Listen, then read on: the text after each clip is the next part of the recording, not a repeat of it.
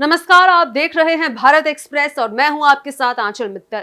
बिहार विधानसभा चुनाव 2025 के नतीजे बीते दिन घोषित कर दिए गए और इन नतीजों ने सभी को चौंका दिया। जहां एक और एग्जिट पोल ने जो रुझान सामने रखे थे, उनको भी नतीजों ने पार करके एक भारी बहुमत की जीत एनडीए को दिलवाई है। कुल 202 सीटें एनडीए के खाते में आई है, जिनमें से आपको बता दें कि बीजेपी के खाते में 89 सीटें आई हैं, तो वहीं जेडीयू को 85 सीटें मिली है।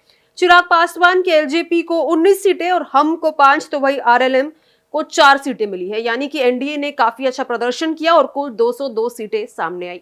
अब सवाल ये उठ रहा है कि आखिरकार सीएम कौन बनेगा। इसी को लेकर मैं और मेरी सहयोगी हिमांशी राजपूत यहाँ पर है, हम इसको लेकर बात करेंगे। हिमांशी, जहां एक और नीतीश कुमार के चेहरे पर ये पूरा चुनाव लड़ा गया और कहीं ना कहीं चाहे बीजेपी हो या फिर चिराग पासवान हो, सभी लोग जो है पार्टी के मेंबर्स यही बात कर रहे थे कि नीतीश कुमार को ही सीएम बनाया जाएगा। लेकिन अब नतीजे सामने आए हैं तो तस्वीर थोड़ी सी उलट हो गई है, क्योंकि ये बिहार है और यहाँ पर कुछ भी हो सकता है और जनता का जो जनादेश सामने आया है उसने सभी को चौंका दिया।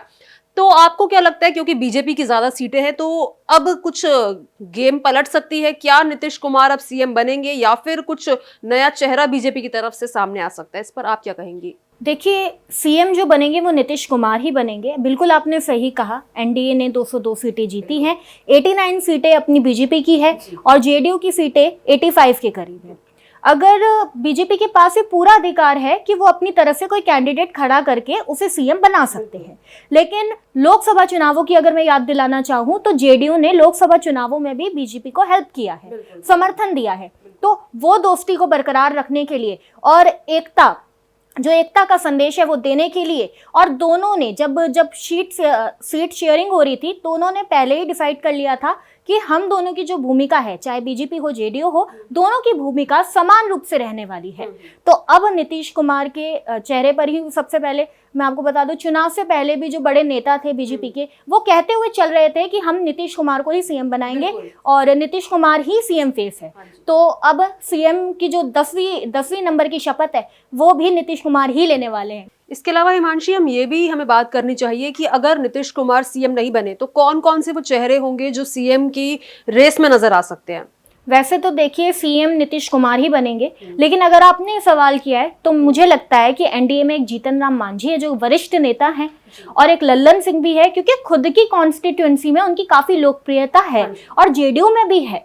तो मुझे लगता है ये दो विकल्प हो सकते हैं नीतीश कुमार के अलावा। जी, अगर हम लेकिन बीजेपी का देखें स्टैंड, तो ना लल्लन सिंह और ना ही जीतन राम मांझी, दोनों ही बीजेपी से नहीं है। तो कहीं ना कहीं हम इस बात पे भी हमें ध्यान देना चाहिए। हालांकि दोनों ही वरिष्ठ नेता है और जैसा कि आपने कहा, दोनों की लोकप्रियता काफी ज्यादा है। लेकिन अगर नीतीश कुमार को भी अगर बीजेपी ने सीएम बनाया, क्योंकि लग यही रहा है कि वो उन्हीं को सीएम बनाएंगे, तो कुछ मांगे हैं जो बीजेपी रख सकती है नीतीश कुमार के सामने, जैसे कि कैबिनेट में ज्यादा जिम्मेदारी वो ले सकते हैं, गृह मंत्रालय का जो है पूरी जिम्मेदारी वो मांग सकते हैं, फिर वित्त मंत्रालय, और इसके अलावा डिप्टी सीएम जो कि बीजेपी को ही मिलने वाला है, ये तो तय है ही क्योंकि पिछली बार भी बीजेपी के हाथों में वो था। हाँ, बिल्कुल ऐसा हो सकता है। बीजेपी अपनी मांग रख सकती है क्योंकि बीजेपी के पास इस बार पूरा अधिकार है। अगर वो चाहे तो जेडीयू को साइड भी कर सकती है। तो अब बीजेपी के पास पूरे ऑप्शन है कि वो नीतीश कुमार की जो कैबिनेट बनेगी उसमें अपने जो मंत्री हैं उन्हें बिल्कुल कोई ना कोई महत्वपूर्ण पद उन्हें दिलवा सकती है। हाँ, मुझे भी ऐसा ही लगता है कि अगर नीतीश कुमार सीएम रहते हैं तो अगर जब तक नीतीश कुमार रिटायरमेंट नहीं लेते, उन्हें ही सीएम रखा जाएगा और उसके बाद हो सकता है कि बीजेपी सीएम पद उनसे वापस ले ले, क्योंकि अभी कहीं ना कहीं बिहार में नीतीश कुमार के लिए, उनकी पार्टी के लिए बीजेपी को हम कह सकते हैं कि वो बड़े भाई की भूमिका में नजर आने वाली है। आपको क्या लगता है इस पर? हाँ, बीजेपी बिल्कुल बड़े भाई की भूमिका पर ही नजर आ रही है। वहीं अगर नीतीश कुमार की बात करूं तो नीतीश कुमार जो है उन्हें जनता का भी समर्थन है। इस बार जो महिलाओं के बीच में नीतीश कुमार बहुत लोकप्रिय नेता रहे हैं और जो महिलाएं हैं उनका जो वोट था वो नीतीश कुमार के चेहरे पर ही गया है। ज्यादातर जो बिहार में वोटिंग होती है वो नीतीश कुमार के चेहरे पर ही होती है, तो लोकप्रियता भी है। और अगर मैं नीतीश कुमार की बात करूं तो एक भी करप्शन का चार्ज उन पर नहीं है आंचल, ये भी एक बहुत बड़ी बात है। और जो नीतीश है काफी अनुभवी है, कितने सालों से सरकार में रहे हैं, और अगर एक बार और सरकार बना लेते हैं तो 10वीं बार शपथ लेंगे। बिल्कुल, उनकी बिल्कुल साफ सुथरी छवि है बिहार में और ये फायदा उन्हें मिलने भी वाला है, क्योंकि लोग उन्हें बहुत पसंद करते हैं और उन्हीं के विश्वास पर कहीं ना कहीं वोट भी डले एनडीए को। हालांकि पीएम मोदी का चेहरा, उसको कोई भी मना नहीं कर सकता, उनका चेहरा तो है ही, और उसका फायदा काफी जो भी प्रत्याशी थे बीजेपी को उन्हें मिला भी है। तो अब ये देखना होगा कि बिहार में सीएम कौन बनेगा, ये एक बड़ा सवाल है। लेकिन अभी जो अनुमान लगाया जा रहा है वो नीतीश कुमार पर ही है। आपको क्या लगता है, कौन सीएम बनेगा? कमेंट बॉक्स में जरूर शेयर करें। बिहार से जुड़े तमाम अपडेट्स के लिए भारत एक्सप्रेस को जरूर सब्सक्राइब करें।